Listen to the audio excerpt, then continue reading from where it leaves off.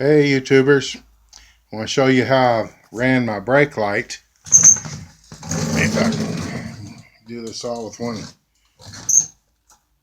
There she is. That's brake light. But first I got a tail light in it. Then the brake. Tail, then the brake. That's an automotive 6-volt bulb.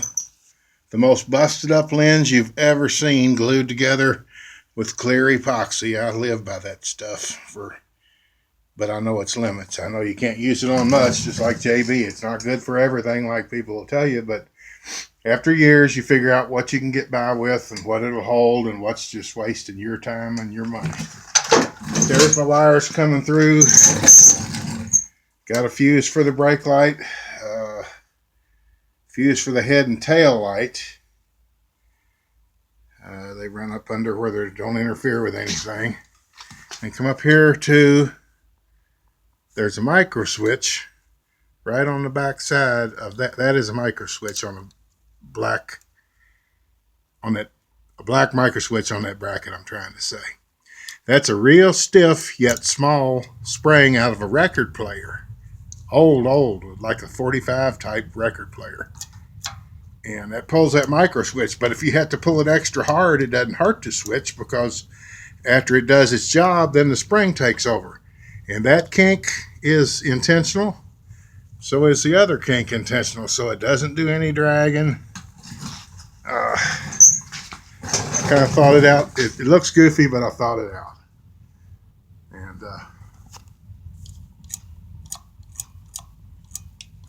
see, I'm moving the handle quite a bit, and the switch is pegged. But when I let up, it lets up on the switch. It's under the same bracket as my mirror, which some old real type mower bracket twisted in the vise so it would hold a truck mirror. I ain't in it for looks. I'm in it to ride. If I was in it for looks, I'd buff on things and paint on things.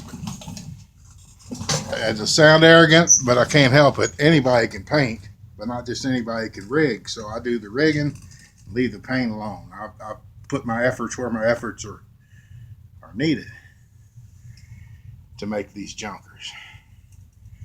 This one gets a lot of use nowadays. I get one out and I'll fool with it and I'll think, oh, that's my favorite. And I'll play with it for a whole bunch.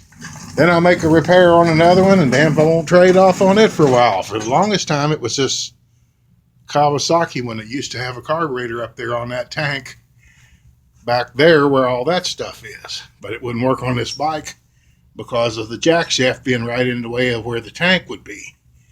So as you can see, I make all my own manifolds, and I've done videos on them. I know you know, if you watch this stuff, you know that I make manifolds out of flanges, plumbing flanges.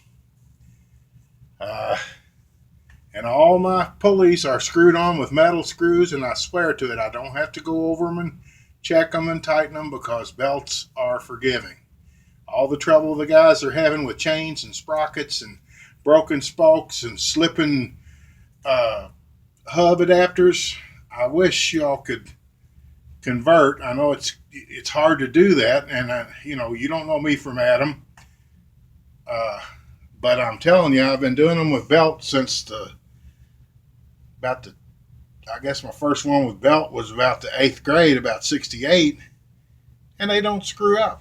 They just, other than every now and then I'll get one that the belt will roll on, and I'll have to put an idler down low.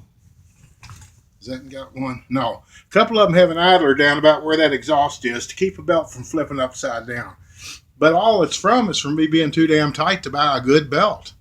I use whatever junk is over there on my belt rack. I don't leave the shop till I'm riding.